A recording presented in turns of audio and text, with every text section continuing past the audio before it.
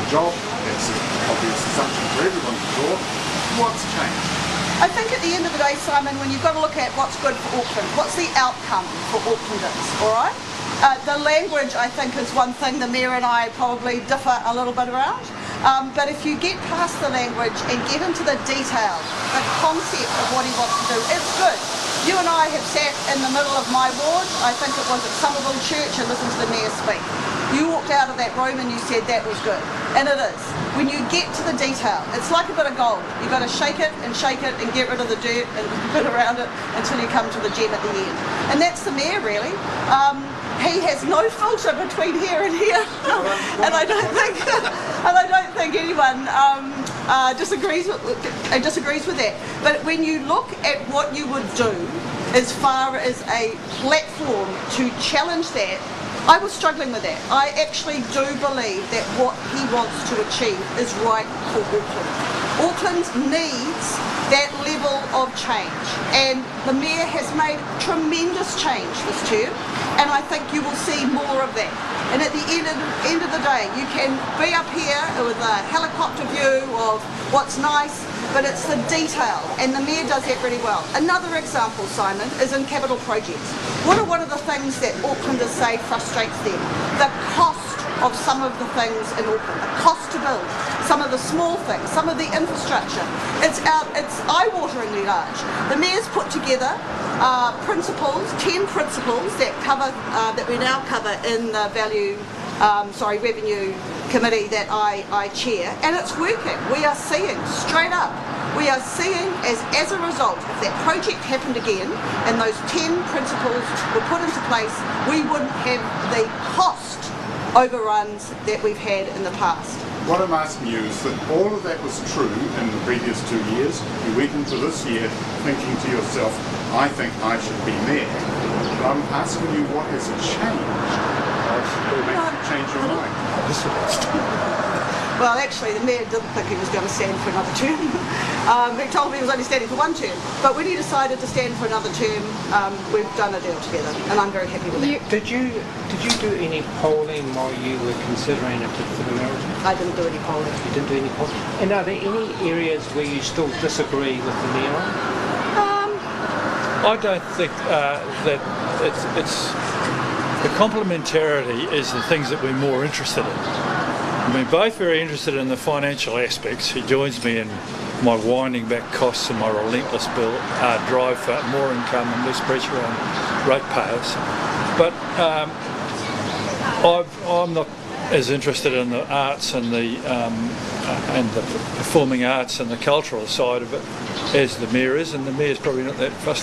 Deputy Mayor, sorry, is not that fussed about, say, sports and hard infrastructure. Hard infrastructure is where a lot of our money goes, and that's where a lot of my skills lie, and a lot of the things that I think.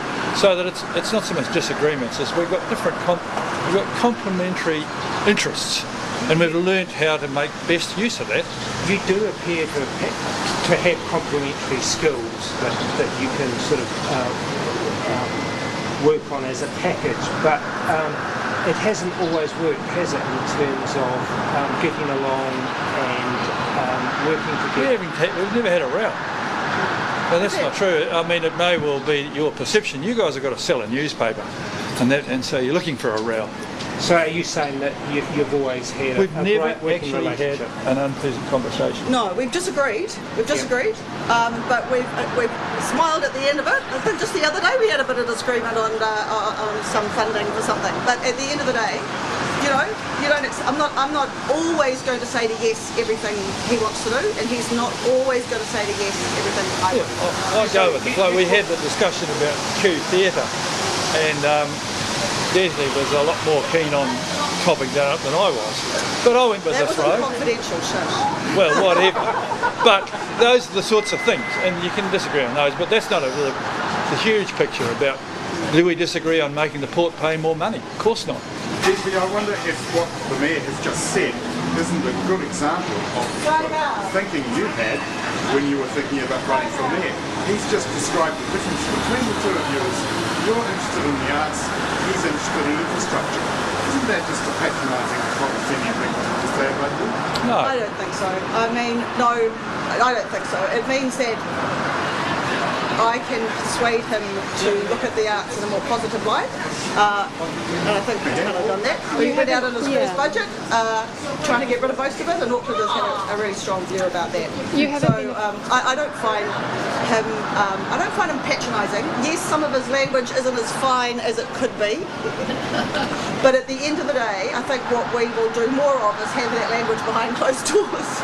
I've been around the sun a long time, right? And I stand on my own 2 feet. I stand very firm that I believe in Auckland. I believe in making changes to make it a better place. And I believe together we can do that. And like you say, you haven't been afraid to When make did you some make of those the decision disagreements? not to stand for the mayoralty? A long time ago. Have you ruled out running in the future? No. How long? Does it help? How long do you think, once you're thinking about how popular the mayor is and how tough it's going to be for anybody to be this year's election?